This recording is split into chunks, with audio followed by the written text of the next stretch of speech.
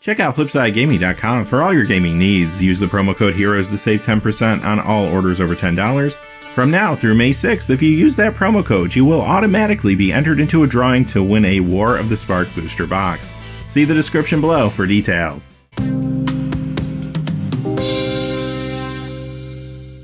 Hey there, this is John from Heroes and Legends, and we're kicking off week 3 of official War of the Spark previews.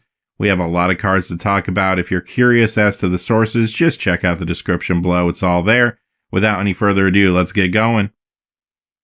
All right, off the bat, we're going to slow it down a little bit and talk about 5 cards that are exclusive to the Jace Planeswalker deck. Now, just as a reminder, these are all standard legal cards, but you're not going to find them in regular packs of War of the Spark. You're going to get the foil Jace if you buy this product and 4 other cards that can only be found within that deck. So let's look at the first one, Jace Arcane Strategist. Typically, all these exclusive cards are costed in such a way that they're meant to be for casual play, not really competitive play, and there's not really any exceptions here.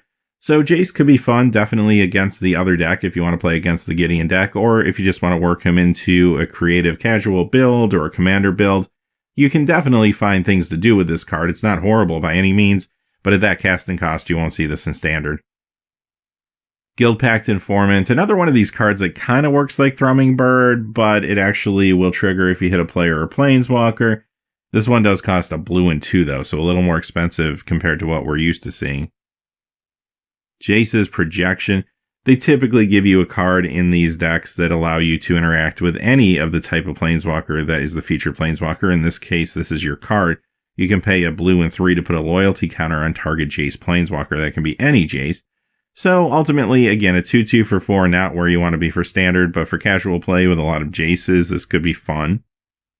And they always like to give you a card that allows you to tutor up the planeswalker that came with the deck. In this case, of course, you can search up Jace Arcane Strategist not only in the deck, but also in the graveyard if it happens to be there. The real thrill of these decks is playing with the planeswalker, so they want to make sure you have every opportunity to do so. Finally, Simic Guildgate is included here, so there is some green in the deck. Maybe not too surprising when you look at some of the other cards that we saw today. Alright, now we're going to move on to the cards that you will find in your War of the Spark packs. Ashiok Skulker, and this is a fine limited card. I don't have a lot to say about this one. It costs a lot at 5 for a 3/5, but you can pay a blue and 3 and it can't be blocked. Always nice to have cards like this when you play Draft or Sealed, especially Sealed, because sometimes you find yourself in these board stalls. You need to be able to push across damage. This will do that for you. Commence the Endgame. So this is more of a limited card for me too. It can't be countered, which is nice, but it does cost 6. It is a little expensive. But it is an instant, and you draw 2 cards here, and then you get to amass X based on how many cards are in your hand. I'm not really sold that amass is going to be a standard deck at this point. Now, we haven't seen all the cards yet, so maybe something will show up this week that makes me feel differently. But at least right now, if there's no amass deck in standard, I don't think this is going to get the nod over a lot of other ways you can draw cards currently that are in the format. With that being said, in Sealed or Draft, this will be a fine card for you. It's only 1 color, even though it is 2 blue and 4. So you can first pick this in a draft pack and feel pretty confident that at least you're not locking yourself into a strategy too early. If you end up drafting a big amass deck, well, wonderful. This will fit in perfectly. Even if you don't, though, there's still value here just because you're able to replace this card and get another one for the cost of 6 at instant speed. And you're also going to get a creature which at times could be sizable. Bond of Revival. Now, this card feels a little bit like Rise from the Grave, but it is very different. It's sorcery speed like that one is, but you can't target anything outside of your own graveyard, so remember that, and also doesn't turn the thing into a zombie. But it does give it haste, and that does go a long way for me. So the way I'm looking at this card is maybe it could see a little bit of niche play in Standard if everything lines up properly. If there is a reanimation deck in Standard, this could see some play. You gotta look at that 5 mana as feeling a little bit heavy. However, giving the creature haste makes it feel more like a turn 4 play, and you might be able to surprise your opponent occasionally with something like this. So I'm not going to count it out as Standard. It might be a little bit of a long shot, but I think it has some potential. This will be great for you, though, in Draft or Sealed for sure. Again, that element of surprise is really nice, and this will work well with good enters the battlefield effects or attack triggers, too. Great Set McKinnon Art would deliver Unto Evil, and not a bad card. It's sorcery speed. It only costs 3, though, a black and 2. I think this is another one of those cards that is on the fringe for me. Maybe it can see just a little bit of standard play, potentially, if the right deck can get there. In this case, I think it's a Grixis control or Grixis mid-range deck running at least a fair amount of Bolas Planeswalkers. If that is a deck, then yeah, this could be part of it. This isn't great without the Bolas Planeswalkers though, because here's my issue with it. Even though it is cheap, it is sorcery speed. I'm giving my opponent some decisions here, and as a matter of fact, I can't really do anything until I have at least 3 cards in my graveyard, because if there's only 2 in my graveyard, this actually will do nothing. So I need to get a 3rd and then definitely a 4th before this card starts to feel better.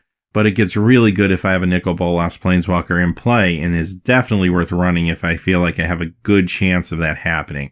Ultimately, for Drafter Sealed, I think this is still a fine card because you know there's going to be a lot of creature interactions, a lot of things going to the graveyard, and you can be a little looser with blocks, do some more trades early on if you know this is in your deck. Sure, your opponent is going to give you the worst out of the 4 things you choose later in the game, but you're still getting 2 things back for just 3 mana. That's going to be good enough for you in Drafter Sealed. You'll be real happy with the card there. Spark Harvest. Now this one I'm pretty certain will see standard play, probably in an Aristocrats build. It just costs 1 to destroy target creature or planeswalker, but you do have to sacrifice a creature or pay a black and 3. Now in standard, you don't want to pay 2 black and 3 for that effect, but if you can sack a creature and maybe get other benefits at the same time, this card does look very, very good, especially considering you gotta believe there's going to be more planeswalkers hanging out in the format now too. Spark Reaper. I don't know, am I feeling generous today? Maybe a little too generous. There's a slight chance maybe an Aristocrats deck would play this. I don't like that the ability costs 3 to activate, and this is going to cost 3 to put on the battlefield. But I do like what it's doing, especially if I'm getting other benefits for the creature dying. So if I do have other triggers going on, and I'm drawing cards, and I'm gaining life, I don't know, this doesn't feel like the worst thing in the world for me. I'd at least want to test it is all. Now for Drafter Sealed, again, it can be good in some builds. It is a zombie, so pay attention to that.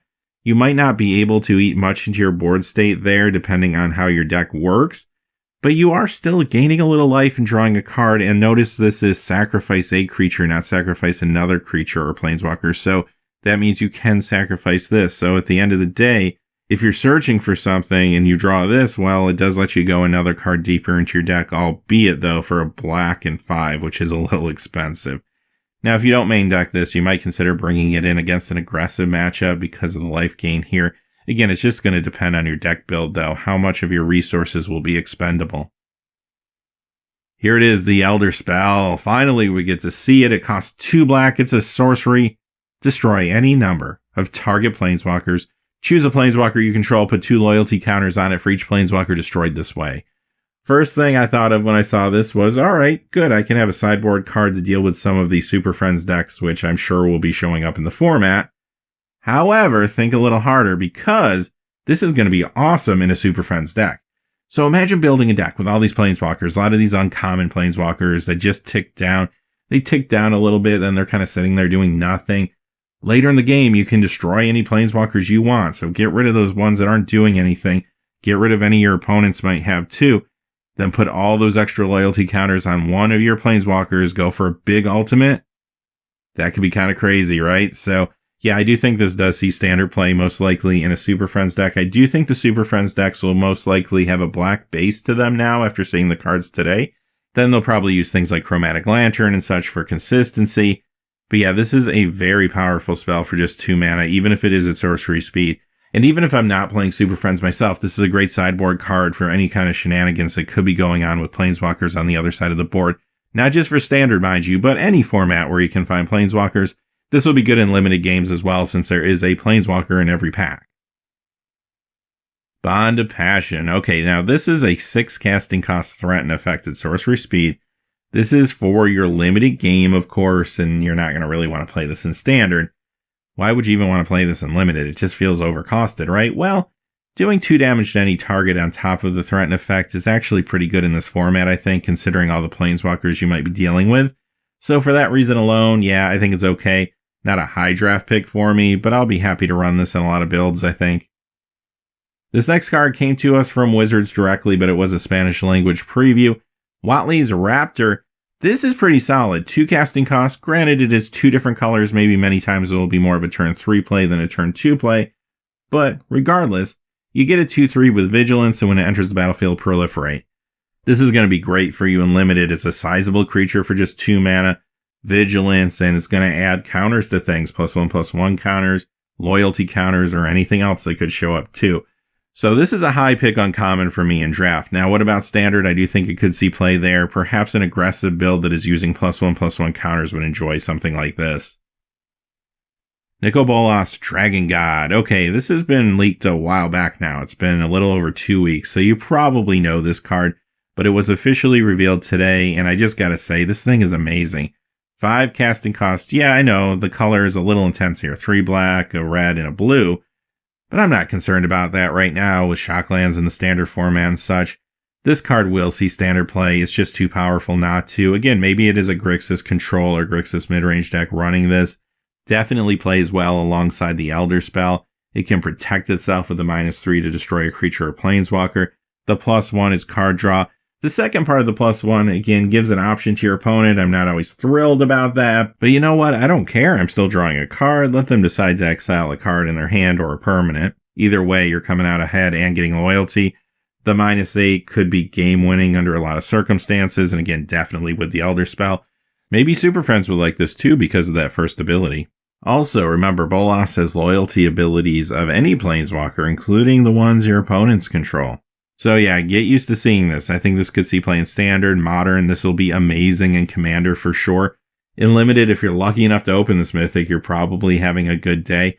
I'm not too worried about casting it in those formats either because it is mostly black. It is 3 black, a blue and red. As long as you have enough black in your deck, then you could just splash for the blue and or red maybe and still be okay with this in the late game. A lot of power here if you pull it off. Soul Diviner. This is a very good limited card. It's another 2 casting cost, 2/3 for 2 different colors, kind of like the Raptor was. So sometimes, again, it will be a turn 3 play, but that's okay. And the ability is just solid. You know you're going to have loyalty counters, +1/+1 counters flying around. Being able to tap this to remove one of those counters to draw a card is actually pretty awesome. Now, when it comes to standard, I don't really feel it there for a couple of reasons. First off, it is a little slow. You have to tap it to make this ability happen, and it is very dependent on board state, of course. Maybe if it was a mana sink or something like that, it could be different. I like that they opened this ability up to artifact, creature, land, or planeswalker, but notice they did not include enchantments, so you can't use this on those Dominaria sagas. Overall, though, I appreciate this card for what it is. It's going to be great in draft or sealed. Ashiok Dreamrender. This is a no playing around uncommon planeswalker. It only costs 3, and there's some flexibility there with the hybrid mana, which is nice, and you get 5 loyalty. But check out these abilities. Spells and abilities your opponents control can't cause that controller to search their library, number 1. So, yes, you can respond to this when it's on the stack, sure. You could crack a fetch or something. But once this is on the battlefield, your opponent draws fetch lands, they draw tutors. Those are pretty much dead cards going forward. But wait, there's more. -1. Target player puts the top 4 cards of their library into their graveyard, then exile each opponent's graveyard. So what are some of the hot decks right now, not only in standard but other formats? Phoenix decks, right? Standard, Legacy, Modern, you'll find them there. This does hurt those decks. Drake's in standard too. Also, Dredge is popular in Vintage, Legacy, and Modern, and that's another deck that gets hurt by this.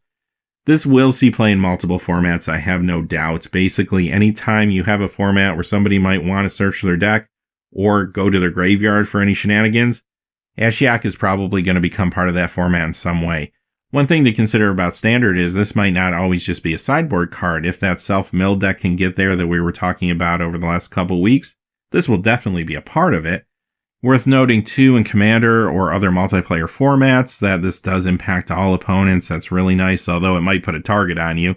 Draft or sealed, this won't feel super important and I probably wouldn't main deck it. But if my opponent is doing anything in their graveyard or searching their library, yes, I will side it in. Watley, Heart of the Sun. Here's another card that came directly from Wizards of the Coast as a Spanish language preview today. This one's a little more niche though. Maybe you could try to continue to build that Arcades the Strategist high alert deck out with this, but realistically, I don't know if that's going to get there in the standard environment. It would be cool if that brew could get pushed a little bit into a more competitive scene. I don't know if this card alone will do it, but there's more cards we haven't seen yet, so who knows, maybe. I do feel like, though, this is probably more of a commander card for those type of high toughness builds. It does share colors with Arcades as well as Doran. Perhaps you just toss it in one of those decks and call it a day. When it comes to draft or sealed, it just depends on your card pool.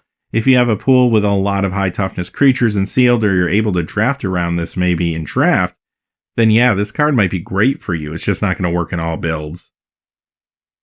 Alright, that covers the previews for today. Before we go though, something I wanted to address, and that is the leaks that came out over the last few days. Now, if you haven't been watching social media, there have been a number of mythics and rares that have been leaked out.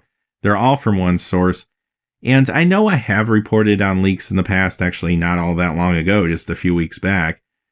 But this particular leak felt especially bad, and here's my thoughts on it. I decided not to talk about these cards today. They're all going to be revealed over the course of the next 3 days, so we don't have to wait too long to discuss them, and they are going to be, at least a lot of them, I'm sure, people's preview cards. And it just kind of feels bad, first off, that somebody could have a preview card that's maybe going to come out tomorrow or the next day and something like this happens. But also, aside from that, I was really impressed with the way Wizards has handled this preview season. I'm usually not very high on how they do previews. It usually feels like a big mess to me. But this was a coordinated effort to really reveal the story and reveal the cards in story order, and it was a lot of fun. I was having a good time with it. And I'm not even a huge story person. I care more about what the cards do than the story personally. But I was even getting invested, and I think that says something. And when you see people talking about cards on social media, they're not just talking about standard, modern, commander like they usually do. They're actually talking about the story first and then talking about where they think they'll play the card. And I thought that was pretty amazing. So not only were they doing something really good with this, and then it kind of got spoiled here at the end, but also the person that did this, it just felt really malicious to me when you just saw the way they were presented. And it just felt negative. I realized that individual maybe didn't really think anything of it. Just thought, okay, I have access to these cards. People want to see these cards. But it just came off in a very bad way, and I didn't want to give any more attention to it. And a lot of players were upset about it. So in the future, maybe I'll reevaluate that. Maybe we'll take it case by case and see when and how they're leaked. But this one just didn't feel very good to me. So I apologize if you really care about those leaks. Definitely check social media. Watch the videos over the next 3 days because we will be talking about all those cards. And until next time, hey, thanks for watching. Please remember to like and subscribe and have a great day. Hey, thanks for watching. This video is made possible through the generous support of viewers like you on Patreon. Check out the description below for links to our Patreon page as well as our Amazon affiliate store, where a small percentage of all sales will also help support the channel. Finally, if you haven't had a chance yet to subscribe, hit that subscribe button so you don't miss any of the new videos on Heroes and Legends. Talk to you again soon and have a great day.